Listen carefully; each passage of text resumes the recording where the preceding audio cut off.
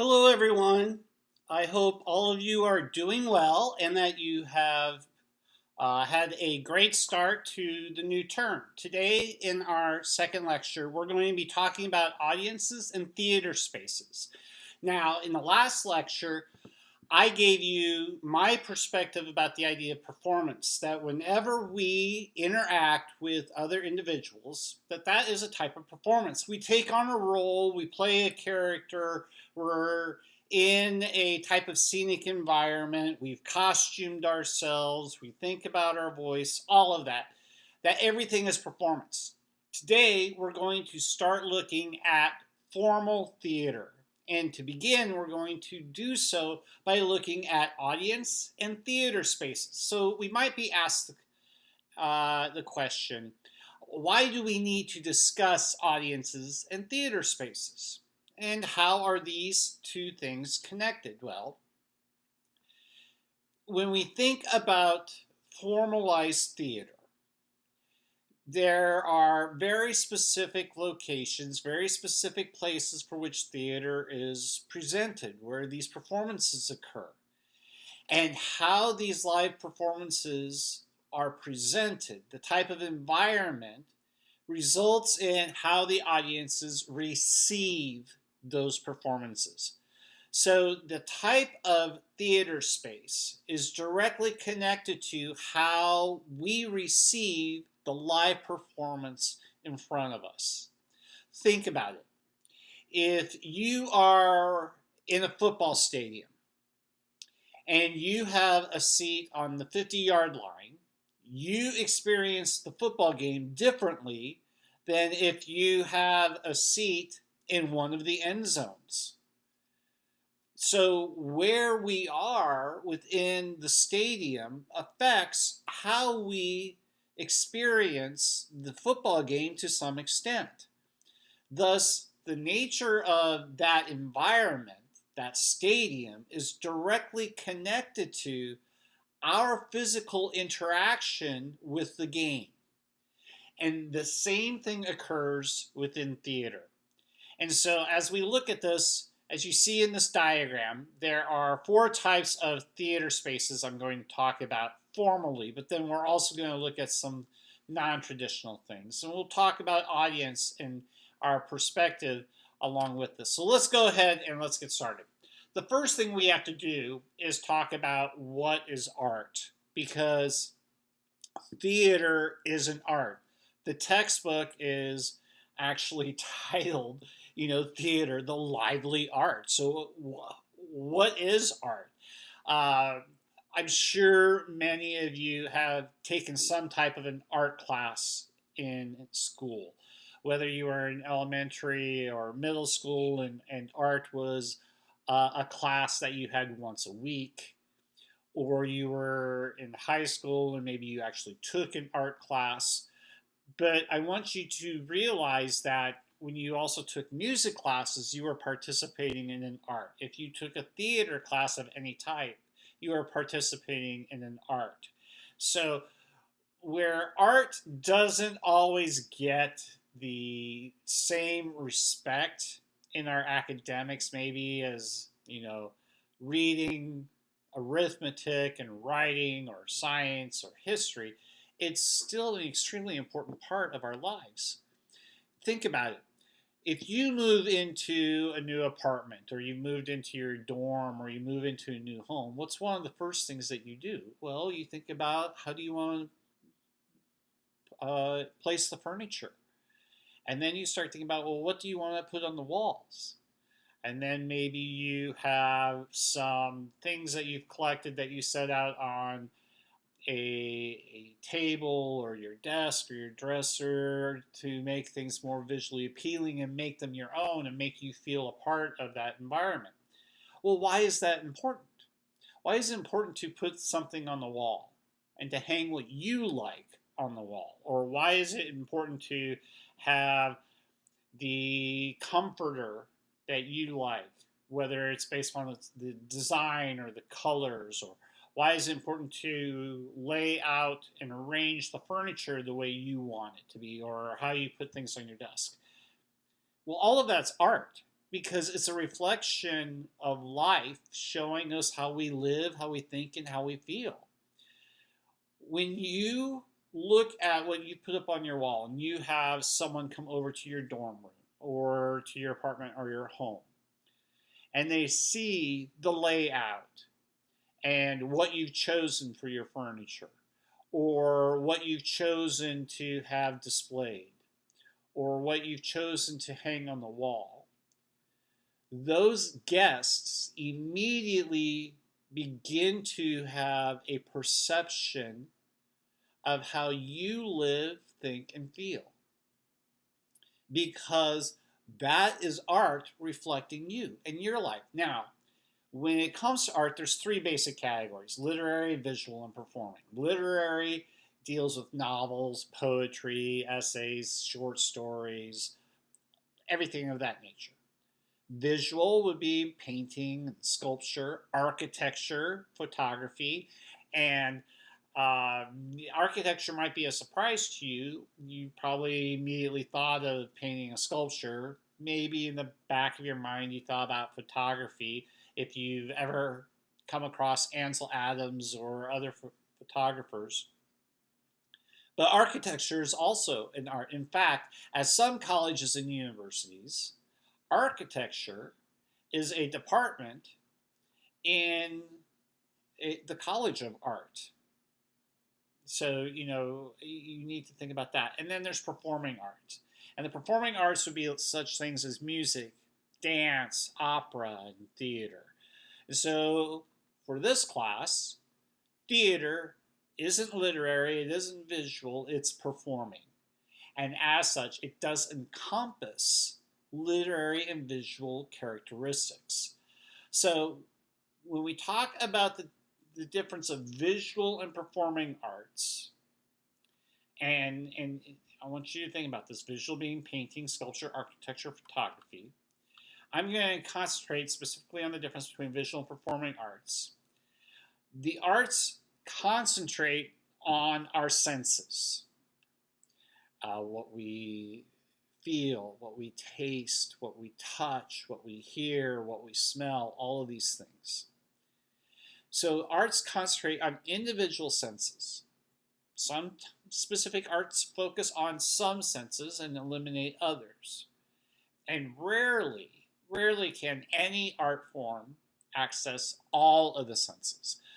The culinary arts, notice, culinary art is one that accesses our sense of taste when other arts don't. So let's talk about the difference between visual and performing arts. Visual arts rely upon what we see and feel and exist in space, lasting over time. So a visual art is what we would describe as a spatial art because it exists in space and lasts over time, such as architecture, sculptures, painting, photography, right? You see it, you experience an emotional reaction to it, it physically exists within space. A sculpture or a painting or a building physically exists, and it lasts for a very long time. If you go to any art museum, you may see paintings or sculptures or even photographs that are decades or even hundreds, or in some cases with sculptures, thousands of years old. Now, the performing arts rely upon what we see and hear. And they can exist as either a spatial art or they can exist for a specified amount of time, which makes it a temporal art. So, for example, if we think about a music recording or a film or a television show, those will last for a long period of time. It's once the performance is completed, it's been recorded and can be re-experienced again exactly as it was originally presented. In that sense, it's become spatial. But a live performance, a live stage performance, is temporal because it only exists for that amount of time. So, for example, music is temporal, while theater, dance, and opera are both spatial and temporal. Okay? Selectivity is what makes art effective. All right? Now, in terms of the performing arts, what do the performing arts require? Well, they require movement through time, interpreters and creators. So, by interpreters and creators, we're talking about the playwright, the directors, the designers, the actors and actresses, the singers and the composers. Everyone who is involved with the creation and the interpretation of what is being performed live. And they require an audience. So without an audience, a performing art does not exist. Therefore, it's my contention that a performing art, and let's say, for example, specifically theater, requires only two people, a performer and a receiver. Without the receiver, the performance doesn't exist because there was no one there to experience, to see, to hear that performance. And so that might ask or lead to the question, well, why is an audience a requirement for performing art but not for literary or visual art? Well, think about it. Once an author writes a book or a poem or a short story, and it's printed and it's published, no one has to actually ever read it, and it still exists. Once a painter or sculptor creates their painting or their sculpture, it exists, even without someone seeing it. That's why for literary or visual arts, the audience, the receiver, is unnecessary. It's nice, and you want to have that receiver, you want that audience, but it's not necessary for that novel or that poem or that painting to exist. However, for a performance, for a performing art, if there isn't anyone there to experience it, to see and hear it, theater doesn't exist. It's as though designers or interpreters and actors and creators did something that was just put out into the void, but no one received it. So without an audience, a performing art doesn't exist. Another way to think about this is the relationship between you and I. All right? I'm a teacher. You're a student. In order for teaching to occur, you and I are both necessary in this relationship. If I don't exist and do what I'm supposed to do, teaching doesn't occur. If you don't exist and do what you're supposed to do, teaching and learning don't occur. So teaching and learning requires a teacher and a student. A performing art requires a performer and a receiver. It's the exact same thing. Okay? So let's talk about theater elements. So the basic elements that are necessary for theater to exist. Without these, we don't have theater. First of all, audience.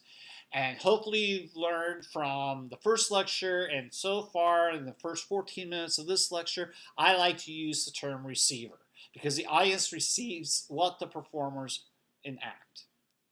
And performers, they use their voice, their body, they use control of these two things, they use their flexibility. Both of these things are necessary. Some type of script or text is required for theater. In other words, you need a blueprint of what you're going to do. In other words, you need to know what's going to be staged. The script or text is that material that's staged by the theater artist. Now, any type of theatrical activity presented on stage has some type of script or text. There's some kind of plan, there's some kind of blueprint, even if it's just an outline. And that has a focus and it has a point of view. There's a director, someone who rehearses the performers, coordinates the designers, and ensures that there's a cohesive production. There's a theater space, which is where the performance has to occur, and there's design elements. Visually, we have costumes, we have lighting, there's scenic. Non-visually, there's sound. All right, so let's do 2 examples here. One example we'll do is the football game. The audience, everyone there who has gone to experience that football game on a Saturday afternoon. The performers are the players out on the field. The script or text are the plays for each down. And the viewpoint is that perspective that was brought in prior to the start of the game based upon what teams are playing. The director, of course, happens to be the coaches who has had all of the players practice in advance, has worked with all of the assistant coaches, and ensures that everything comes together all at once. The theater space is, of course, the stadium. And in terms of the design elements, well, there's costumes. I mean, let's face it, the players need to have their uniforms, their helmets, cleats, the shoulder pads, everything to protect them. There are the goalposts, part of the scenic environment, the hash marks, and marking all where the end zone and each yard is on the field. If it's a night game, of course, there's definitely lighting, and non-visually, we know there's a lot of sound involved. Okay? The second example I would say here could be, for example, 2 people going on a date. And in this instance, the 2 people are both performers and audience. They're the performer for each other, and they're the audience for each other. The blueprint, the script or text, is the plan for what's going to occur on the date. Are they going to both meet up at one location? Is one person going to pick the other person up? Where are they going? What will they do over the course of the date, etc.? The director might happen to be one of the performers, the one who planned the date. It might be a friend who worked with one of the 2 individuals, 2 performers, to help coordinate and plan things. There's definitely a theater space, whether it's the car, if you're picking the person up, if it's a restaurant or a movie theater or a park or some other activity or environment. And there's design elements. You cannot tell me that 2 people going on a date, they don't both plan their costumes, what they're going to wear, and that the director, whoever planned it, that they probably thought about the scenic environment. What is that environment like? What's the lighting like? Maybe even what's the sound like? There are all these elements. So theater elements, they're very specific and they're formal in order for theater to exist. But I want you to see how when I talk about everything as a type of performance, that we can apply these basic theater terms, which are specific to everything else in our life. I want you to make that connection so that these terms don't become maybe so difficult to remember or to understand. All right? So, when we talk about the audience, we need to keep in mind that the audience can impact performance just as much as the actors create it. So actors and actresses often adjust performance based upon audience response. The performers can be discouraged or energized by the audience because there isn't a do-over. There isn't any editing. The performances are immediate and unique. Um, think about it. We'll go back to my football game example. A team can be very much influenced by the response of everyone in the stadium, which is why so often we talk about the phrase home field advantage, because the home team have more supporters in the audience than the visiting team. But also, if we use my date analogy, as the date progresses, remember I said both people on the date are performer and receiver, each one begins to adjust their performance based upon how the other person reacts. I've seen in football games where the audience can build up a team with their cheers to energize, encourage, and get them going. Same thing occurs on a date. How the audience receives the other person can encourage and energize or discourage the performer, the second person on the date. And just like in the game and on the date, in both instances, there isn't any editing, there isn't a do-over. Everything is very immediate and unique to that moment. So I think both of those hopefully are good analogies for you to understanding, the idea of audience. And then, in fact, in theater, in the field of theater, audience response theory is a theoretical study of the impact that audience has on theater and how theater responds to audience. I've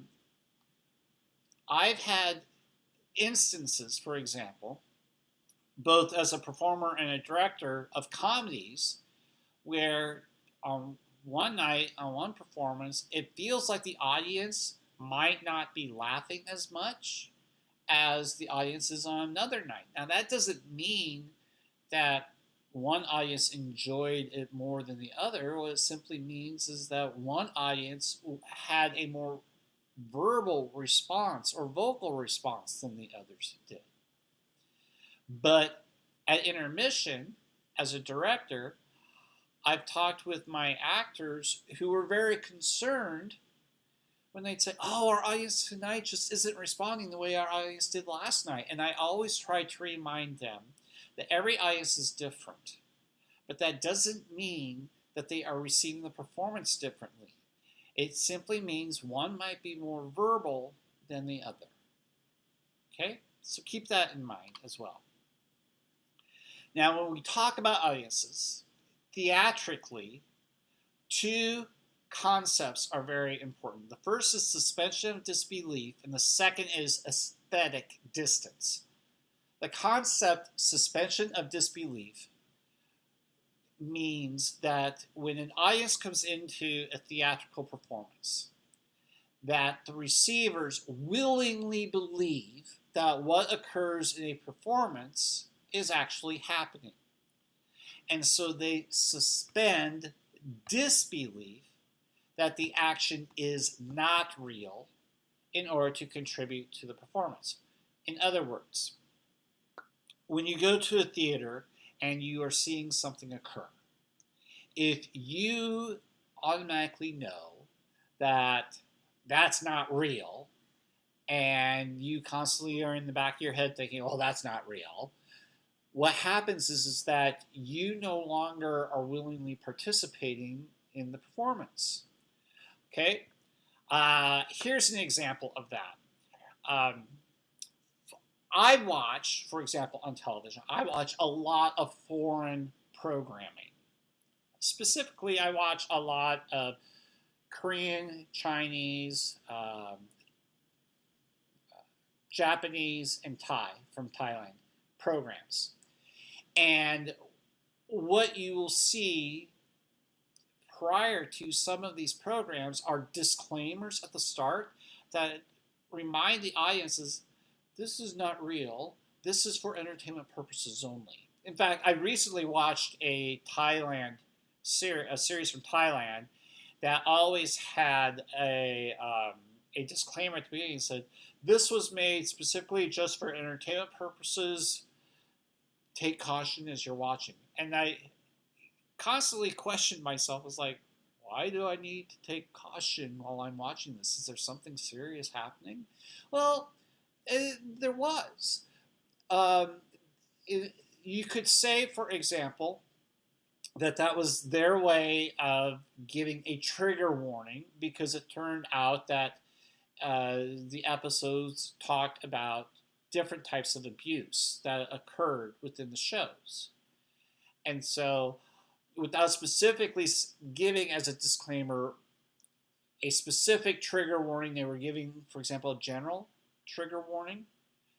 But another way to look at suspension of disbelief is if you think about watching a performance. Oftentimes, fans will ship the characters, or they might even ship the performers, the actors, and say, oh, these two are creating such an incredible relationship. Wouldn't it be something if they actually dated in real life? Well, that shipping occurs because the audience willingly had a suspension of disbelief, and they went so far into becoming absorbed in the performance that they thought these two individuals should really be together. Okay? So shipping of characters or shipping of performers is very much a result of suspension of disbelief. Another thing that's important, as I mentioned, is aesthetic distance. Now, distancing in theater is another theatrical theory or area of study, just like audience response theory. And aesthetic distance refers to the proximity of the audience, of the receiver, to the art or the performance that's experienced. Again, think about the football stadium. If you're in the end zone versus on the 50-yard line, that aesthetic distance is very different in how you receive that performance. So we can talk in terms of aesthetic distance in terms of a literal physical distance between performer and receiver, sitting in the front row versus sitting in the middle versus sitting in the back, or in the stadium, which yard line you're on. But there's also this idea of aesthetic distance in terms of how do we psychologically or emotionally or spiritually keep a distance between ourselves as receiver and performer. Okay? That's also important. So aesthetic distance is both physical, but also psychological, spiritual, emotional. All right? Think of it that way. So theater gives power to audiences. Because the audience has to come in with suspension of disbelief, there has to be an aesthetic distance. And even if theater attempts to educate or to propel some type of cause forward, it does so by empowering the audience to act as a result of the performance. So it's in that sense, theater is empowering. Now, there are, in my perspective, two ways to look at audiences.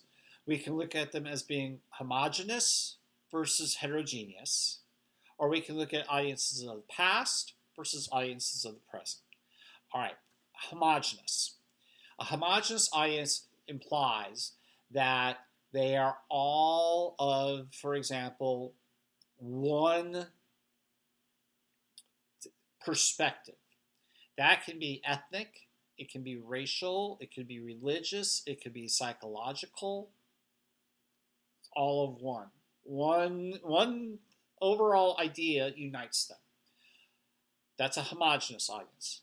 A heterogeneous audience is, of course, one that's completely mixed. It could be mixed in racial backgrounds, ethnic backgrounds, religious backgrounds, political backgrounds, any of that.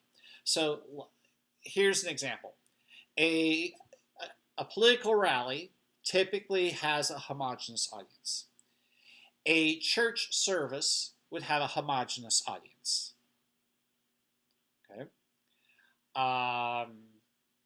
Attending a concert at Madison Square Garden would have a heterogeneous audience. While everyone might all be a fan or supporter of the musical act that's performing, they come from all different backgrounds.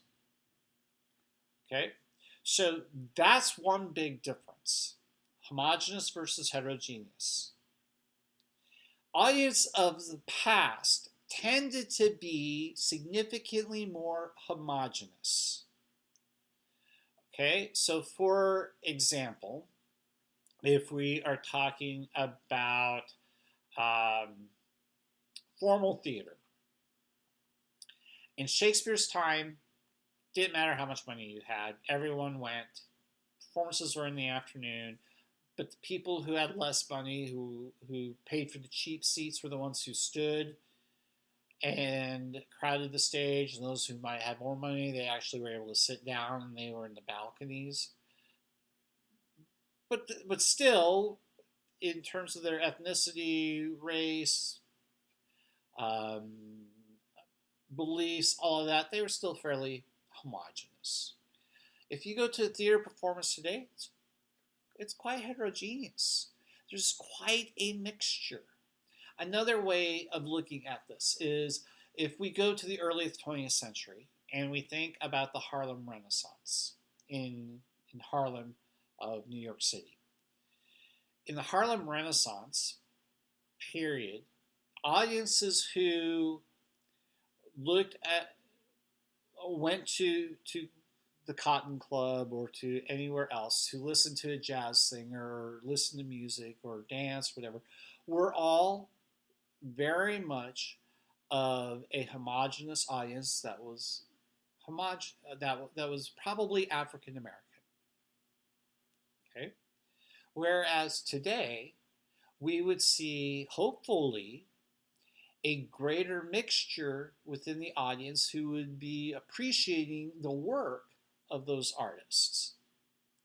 So audiences of the past and present also are very different because audiences of the past tended to be, not always, but tended to be more homogenous, whereas audiences today tend to be, not always, because we still have political rallies and of course church services and things of that nature which are very homogenous, but most audiences today, for general performance purposes, are heterogeneous. So let's talk about theater spaces. There are 6 different types of spaces I want you to learn: proscenium, arena, thrust, alley, created or found space, and the black box. Okay, so let's start by specifically defining these. The proscenium theater space is very much like a diorama. There would be an arch or frame that surrounds the stage opening in a box or a picture stage. In other words, take a shoebox and flip it on its side. And when you do so, that's like looking at a diorama. That's your proscenium stage. So performance occurs in only one direction out. The audience is in only one direction looking in. Okay? The arena is our example of theater in the round, where the audience, the recipients, are on all sides. Think like attending a boxing match, or a stadium, football stadium, or a basketball arena, or a volleyball arena, where the audience is all the way around. A thrust stage is a stage in which the performance space thrusts into the audience, and you have audience on 3 sides. Okay. Probably, maybe the best example of that would be if you attended Fashion Week in Milan or Paris or New York or Seoul. More than likely, you will have audience on 3 sides of the catwalk, depending upon how the catwalk is laid out. Of course, the alley is also a type of fashion runway that you might see during Fashion Week where the audience is only on two sides. Okay? Then we have the created or the found space. And the created or found space means that theater could be performed anywhere. And anywhere you look could become a performance space. It could be a park out in the green. It could be, for example, busking out on the streets. If you go to Manhattan and you are in the Broadway district, there are a lot of street performers who are just out there in the street. But formal theater performances are also put on in warehouses. They're put on all over the place because sometimes those environments impact the theater that's being performed. I talked about that with Ragtime in the first lecture. And then the black box theater space. It's an all-purpose performance space that could actually be redesigned or configured to be any one of these first four: proscenium, arena, thrust, or alley. So different configurations can be created in these. I did my first graduate degree at the University of Nebraska, Omaha. That's where I did my Master of Art in Theater and got my first theater graduate degree. That department only has a black box, and they reconfigure that space and the seating with every single production that they do. And so their students are always learning how to reconfigure that space. And one of the things that's great about black boxes, because it's like just having this great big performance space that's black everywhere, and you can design how you want to put the seating all the time, is that your imagination's unlimited. If you're designing the environment, the scenic environment for the performance, you also get to design how you want your audience to receive it. Okay, so let's look at each of these. So the proscenium environment. Proscenium has audience on only one side of the stage. So this is what we're talking about. So this is what, from the audience perspective, a proscenium stage might look like. It's the diorama I was talking about. So the audience is only on one side of the stage. Often there's what we call a stage apron, okay, that has a bit of a curve. The stage performance is very rectangular, and the performers can only perform in one direction. The thrust stage, see how this stage has audience on three sides? The thrust stage has three sides and the performance. Now, here's what's interesting about this. Notice that in terms of scenic environment, when we move out into the audience, there can't be much scenic environment because that starts to get in the way of the audience seeing the action. So the scenic environment stays very much towards the back, towards the upstage area. Okay. The arena, I mentioned this, like a boxing ring. The arena stage has audience on four sides, and the performance is here in the middle. So with this will have even less of a scenic environment because we can't have, walls blocking the audience view. And then the alley. Now, in some places you might hear this called a traverse stage. I don't like the term traverse. I want you to use the term alley.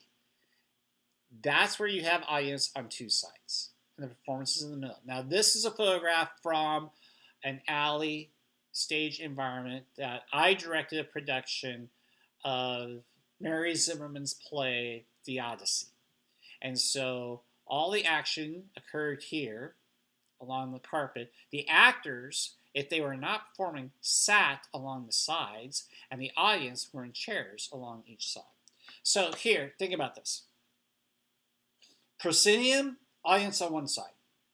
Alley, audience on two sides. Theater in the round. No, excuse me.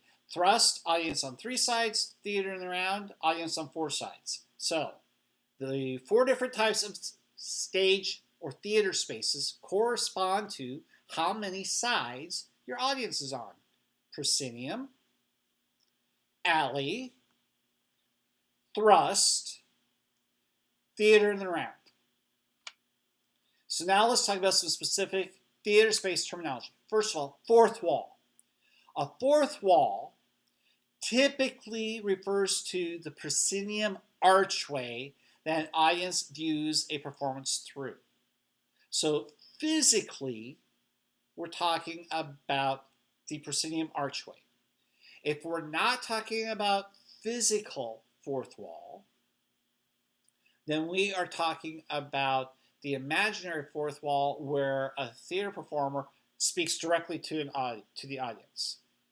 For right now, I'm talking about the physical fourth wall, that diorama that's put on a side. So this is your proscenium arch that goes around the opening. So this would be the fourth wall. And it's as if the audience is watching and overhearing what's going on.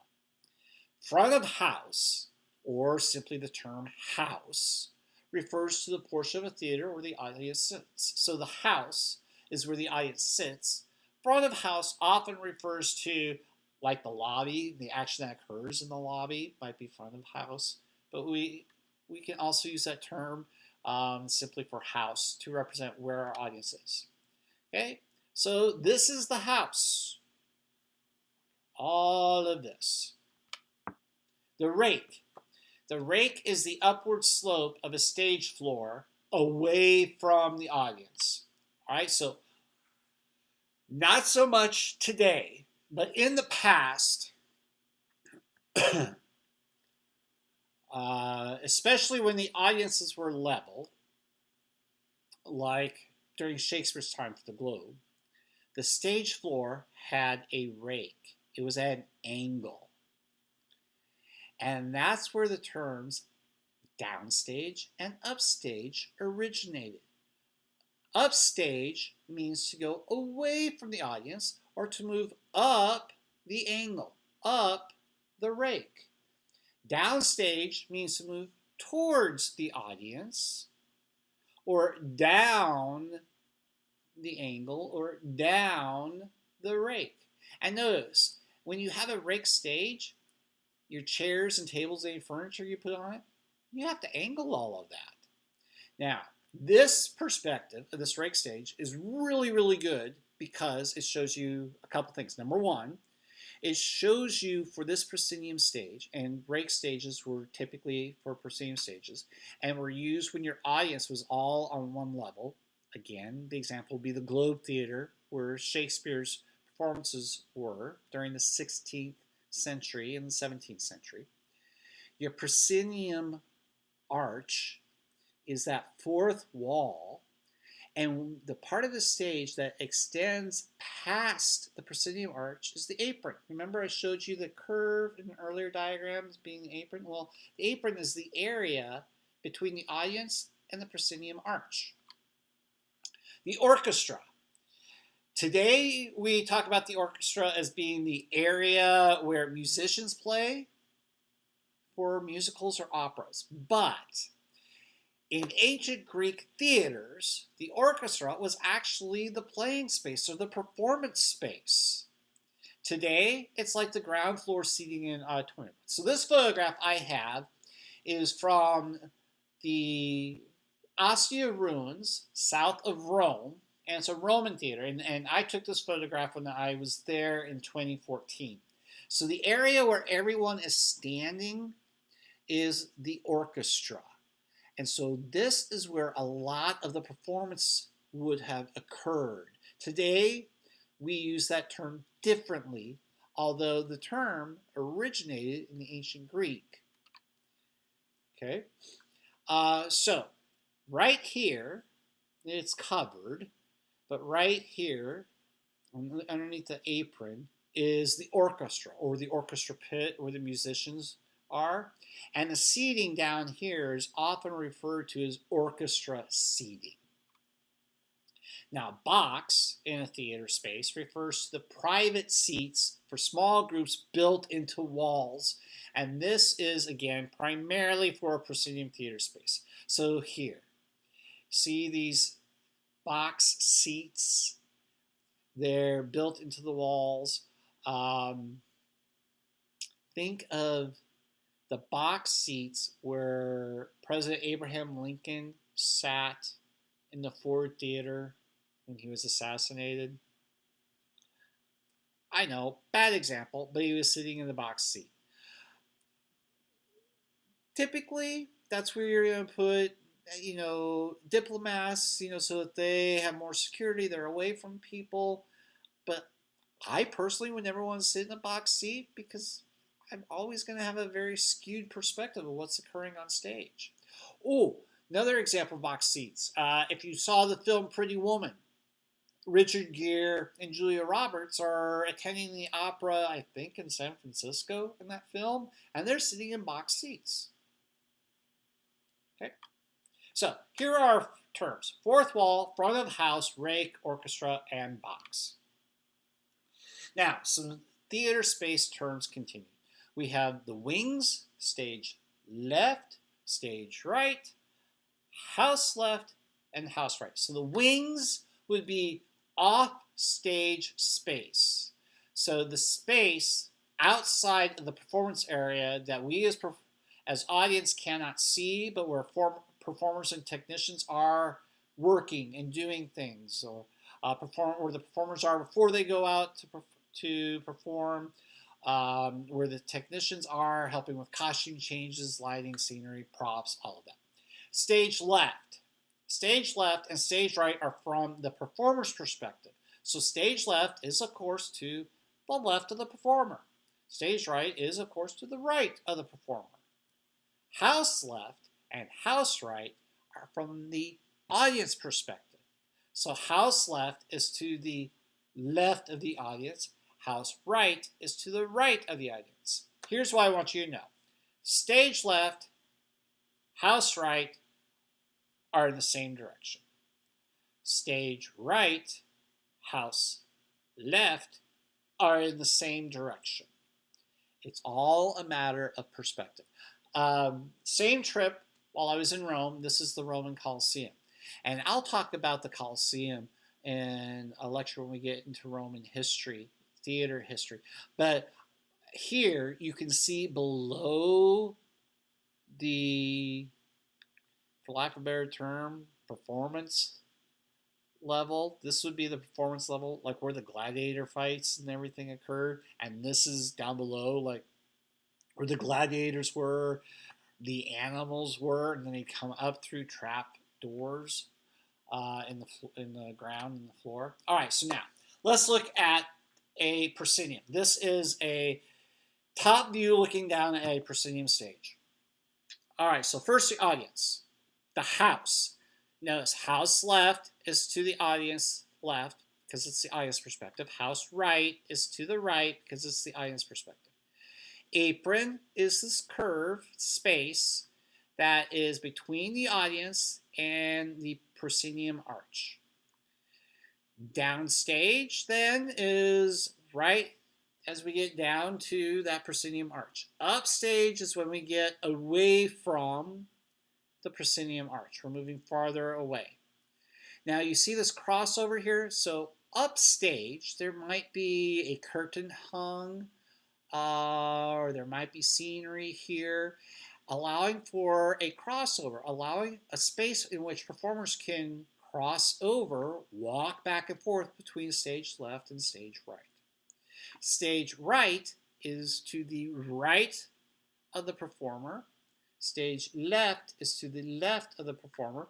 So then we have off right, the wings, audience can't see, and off left. Notice, stage right, house left, same direction.